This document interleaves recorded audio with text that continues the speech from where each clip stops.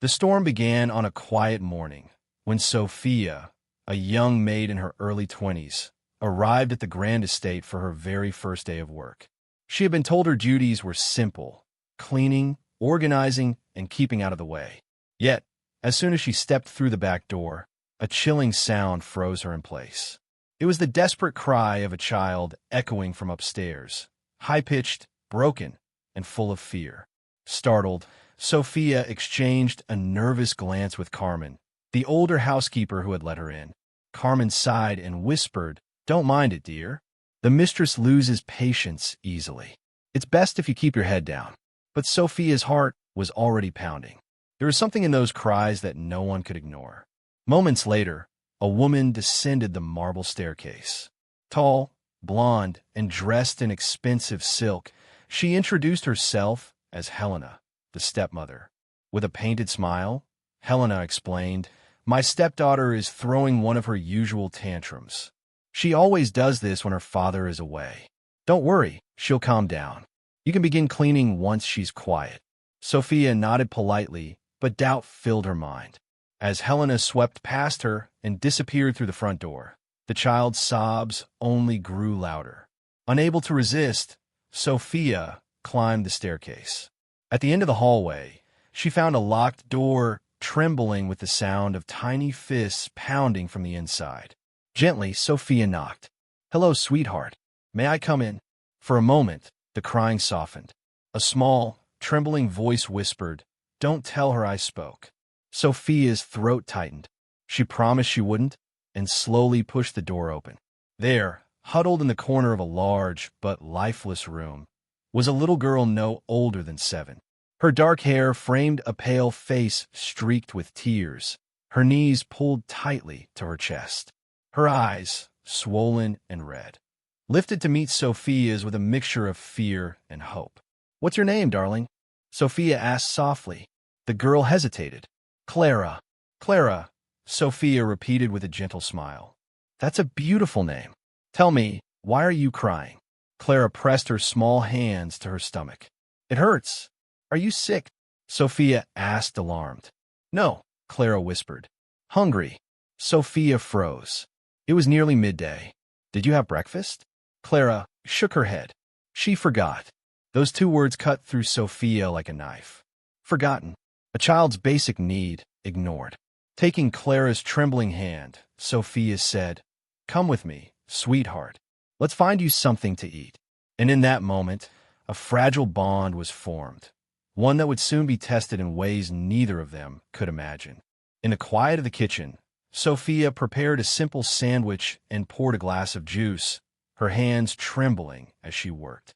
Clara sat on a stool, swinging her little legs nervously, as though even the act of sitting at the table without permission could get her into trouble. "Here you go, darling," Sophia said, sliding the plate in front of her. Clara's eyes widened as if she hadn't seen food in days. She devoured the sandwich with urgency, crumbs clinging to her lips.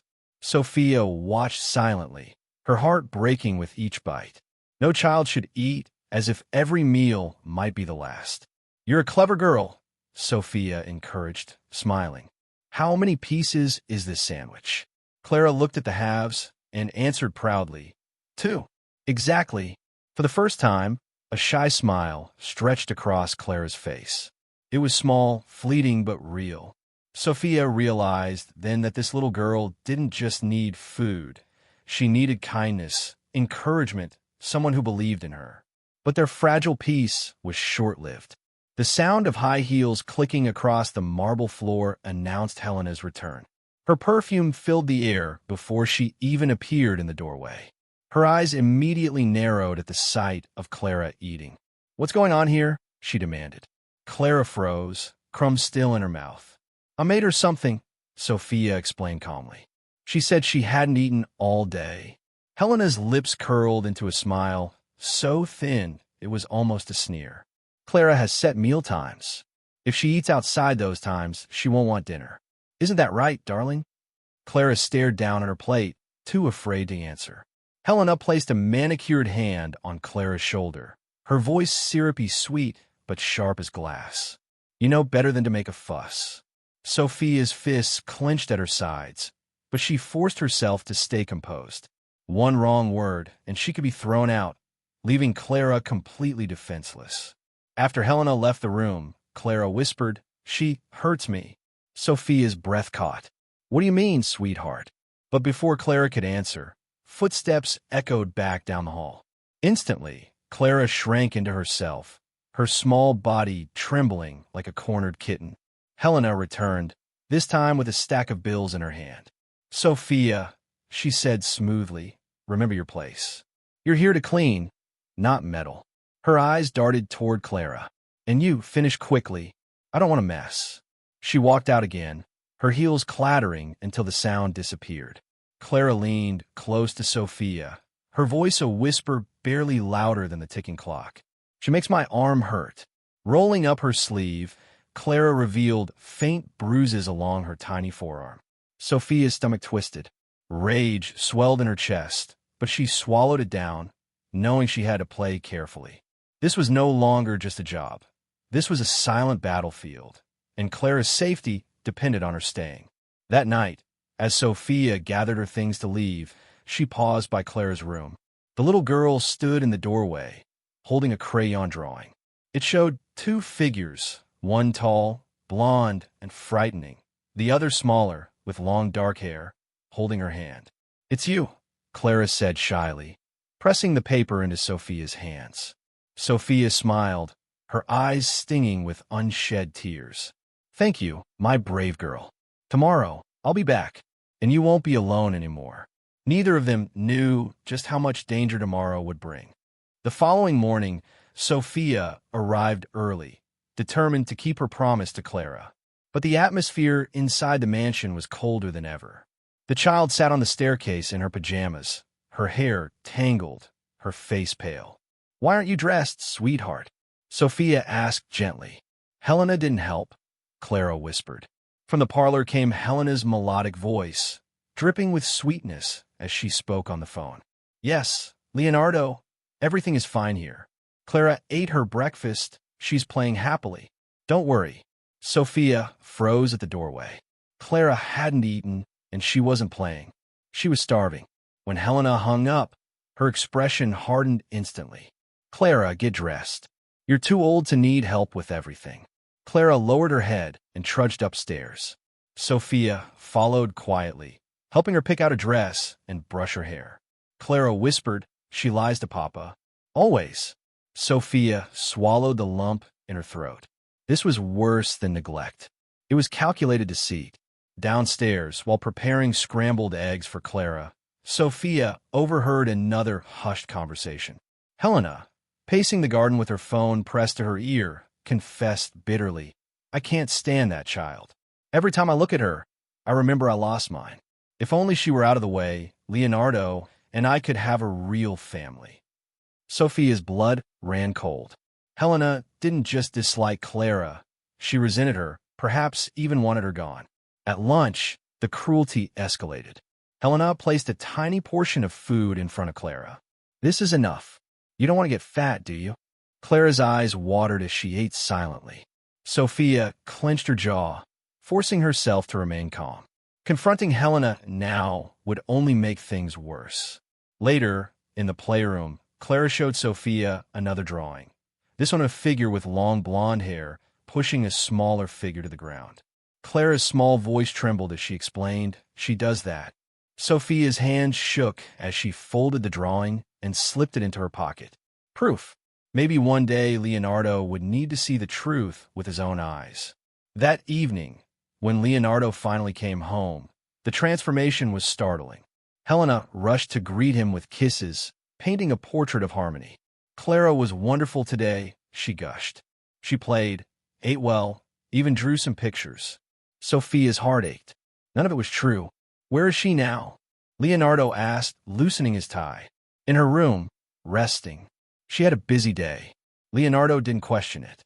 He trusted Helena's every word. Sophia wanted to scream, to tell him what really happened. But one look at Clara's fearful eyes reminded her. If she spoke too soon, she'd lose her job and Clara would lose her only ally. As Sophia prepared to leave for the night, Clara rushed to her side, clinging to her skirt.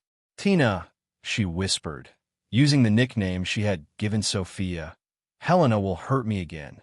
Sophia bent down, brushing the child's cheek. "Not if you're brave and tell me always." "Tomorrow, I'll be here. Promise." Clara nodded, her tiny hands gripping Sophia's tightly before letting go. Walking home in the evening air, Sophia's mind raced. This wasn't ordinary cruelty. This was a dangerous game. Helena wasn't just harsh.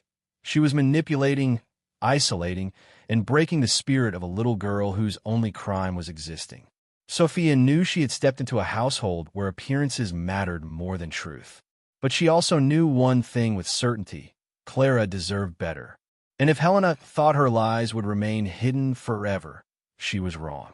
Because Sophia wasn't just a maid, she was about to become Clara's protector, even if it meant risking everything. The following day began with shouts.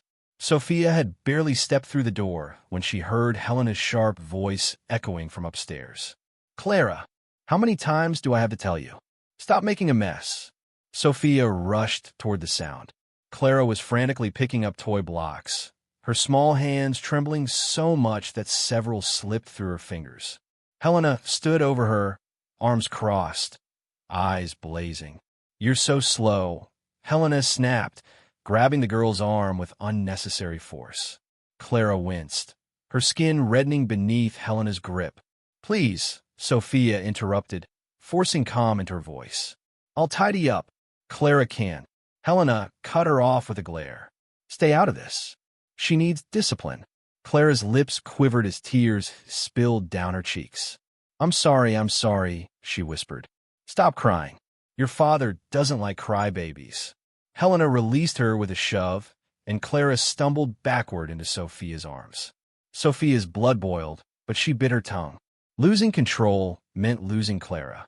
Instead, she whispered to the girl, "You're safe with me."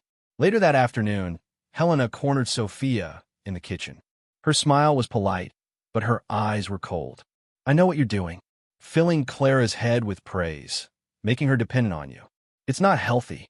"I'm only giving her kindness," Sophia replied evenly. "Kindness isn't what she needs. Routine. Limits. That's what her father and I agreed on." Helena leaned closer, lowering her voice. "If you overstep again, I'll have you replaced. Do you understand?" Sophia nodded silently, but inside, her resolve only hardened. That evening, Leonardo came home earlier than usual. Clara brightened instantly, rushing into his arms. "Papa!" she cried, clinging to him as though afraid he might vanish again. Leonardo chuckled, slightly startled by her enthusiasm. "Well, someone missed me." "She's been restless," Helena said smoothly, her arm sliding through his. "A little too attached to the maid, if you ask me. I'm worried it's confusing her." Sophia, listening from the kitchen, felt the sting of those words. Helena was planting seeds of doubt, and Leonardo seemed to hesitate. At dinner, the truth revealed itself in the smallest ways. Clara barely touched her plate, glancing nervously at Helena before each bite. When Leonardo encouraged her, "Eat more, princess," Clara whispered. She said, "I can't." Leonardo frowned. "Who said that?" Clara's eyes flickered to Helena, then quickly down to her plate. "Nobody." Helena laughed lightly. "Children imagine things. She just likes to be dramatic." But Sophia saw it. The confusion in Leonardo's eyes, the way he studied Clara a little longer than usual, as though for the first time, doubting the perfect picture Helena painted. That night, after dinner, Sophia found Clara in her room clutching a crayon drawing. This one showed 3 figures: a tall man with a smile, a small girl holding his hand, and another figure with blonde hair, drawn far in the corner, scowling. "This is us," Clara explained softly. "Papa, me, and her." Sophia's heart twisted. The drawing was childlike, but the meaning was clear. Clara understood more than anyone gave her credit for. When Sophia left for the evening, she overheard Helena on the phone. Her voice, sweet again, carried into the hall. "Leonardo doesn't see it, but that girl is too much to handle. Maybe she needs a special school, somewhere far away. If I can prove she's difficult, he'll have no choice." Sophia froze. The plan was clear. Helena wanted Clara gone. The next morning, the cruelty escalated. Clara spilled a few drops of juice at breakfast, and Helena seized the opportunity. "Look at you, so clumsy. Can't you do anything right?" Clara shrank, tears welling in her eyes. Sophia stepped forward. "It was an accident. She's just a child." Helena turned sharply. "And you're just a maid. Don't forget that." But then, something unexpected happened. Leonardo entered, briefcase still in hand, having forgotten some papers. He stopped at the doorway, watching silently. Helena hadn't seen him yet. "You're useless," Helena hissed at Clara. "One day, maybe your father will see how hopeless you are." Clara's face crumpled. "I'm not hopeless," she whispered. "Tina says I'm smart." Helena's expression darkened, but before she could lash out, Leonardo spoke. "What did you just say?" Helena spun around, startled. "Leonardo, He held up a hand. His eyes narrowed. "I heard enough." The room fell into stunned silence. For the first time, the mask of perfection Helena wore so carefully had begun to crack.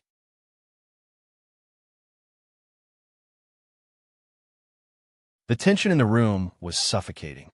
Leonardo's gaze lingered on his daughter, her small frame trembling as she tried to hide behind Sophia. Then his eyes shifted back to Helena, who stood frozen, her practiced smile faltering. "Hopeless," Leonardo repeated, his voice low but sharp. "You call my daughter hopeless?" Helena stammered. "Darling, you misunderstood. I was only—" "No," he cut her off. "I've been blind long enough. I've listened to your excuses, your stories, your complaint about Clara. But today I heard it with my own ears. You don't see her as a child. You see her as a burden." Helena's face paled. "Leonardo, please, you know how difficult." "Difficult?" He glanced at Clara, who clutched Sophia's hand like a lifeline. "Look at her. All she needs is love, encouragement, someone to believe in her. Sophia gave her that in weeks. You had years, and instead you broke her spirit." Clara's eyes filled with tears. "Papa, do you love me?" The question pierced through him like a blade. He knelt, gathering her into his arms. "More than anything in this world, princess, don't you ever doubt that again." Clara buried her face against his chest, sobbing. Sophia blinked back tears, silently grateful that truth had finally come to light. Helena's composure crumbled. "So what now? You'll throw me out over a maid and a child who can't even—" "Enough!" Leonardo's voice thundered through the room. "Don't you dare finish that sentence. If you can't accept Clara as she is, then you don't belong here." Helena's lips parted, but no words came. The man who once looked at her with devotion now stared at her with cold disappointment. She realized, in that moment, that she had lost. Collecting what little dignity she had left, Helena grabbed her handbag. "You'll regret this, Leonardo. Raising a child like her isn't easy. Don't come crawling back when you realize it." Leonardo didn't respond. He simply tightened his hold on Clara as Helena stormed out, the echo of the slamming door marking the end of her reign in their home. Silence followed, broken only by Clara's soft sniffles. Leonardo kissed the top of her head. "No one is taking you away from me. Ever." Sophia laid a gentle hand on Clara's back. "See, sweetheart, you're safe now." Clara peeked up, her eyes still wet but shimmering with relief. "We family." Leonardo smiled, his voice breaking. "Yes, my brave girl. We are a family. And from today forward, I promise, I'll never let you feel alone again." Clara's smile bloomed, small but radiant, as she clung to both of them. For the first time in years, the mansion no longer felt like a prison. It felt like home.